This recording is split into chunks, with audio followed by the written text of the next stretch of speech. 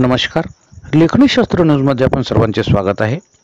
BS Patel Pimpalgaon कॉलेजची विद्यार्थिनी कुमारी वैष्णवी सुधाकर घटे हिला जळगाव जामोद तालुक्यामधील 15 ते 17 विद्यार्थ्यांपैकी मिळाला शैक्षणिक क्षेत्रात पहिला बहुमान.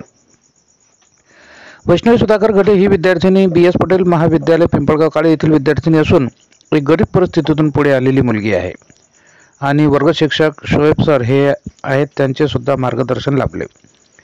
तिला शैक्षणिक क्षेत्रात पुढील शिक्षण हे सोयीस्कर जावे यासाठी जळगाव जामोद येथे आमदार डॉक्टर संजय कुटे यांच्या निवासस्थानी महाज्योती ज्ञानदीप या माध्यमातून टॅब वाटप करण्यात आले. शैक्षणिक क्षेत्रामध्ये हा पहिला बहुमान टॅब माध्यमातून मिळाला ते फक्त क्रांतीसूर्य महात्मा ज्योतिबा फुले, माता सावित्रीबाई फुले तसेच डॉक्टर बाबासाहेब आंबेडकर यांच्या संविधानामुळे. हा बहुमान मिळालेला या स्त्रियांना जे काही शैक्षणिक क्षेत्रामध्ये उच्चांक गाठत आहेत ते फक्त आणि फक्त महापुरुषांच्या अथक प्रयत्नामुळेच.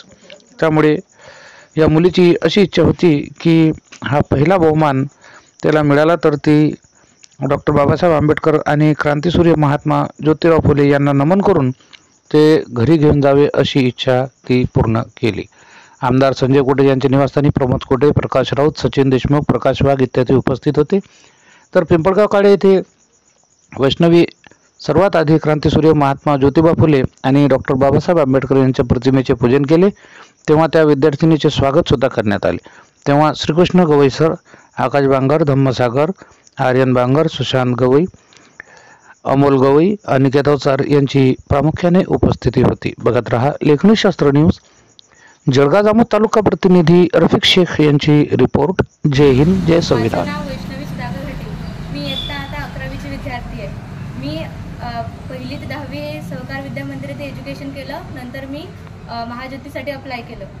महाज्योती एक अशी स्कीम आहे जी मुलांना एज्युकेशन फ्रीमध्ये मिळावं यासाठी ती एज्युकेशनसाठी आहे. आणि याची पुण्य म्हणजे की महात्मा ज्योतिबा फुले आणि सावित्रीबाई या दोघांची पुण्यामुळे हे आपल्याला टॅब मिळालेला आहे. आणि डॉक्टर बाबासाहेब आंबेडकर यांच्या संविधानामुळे.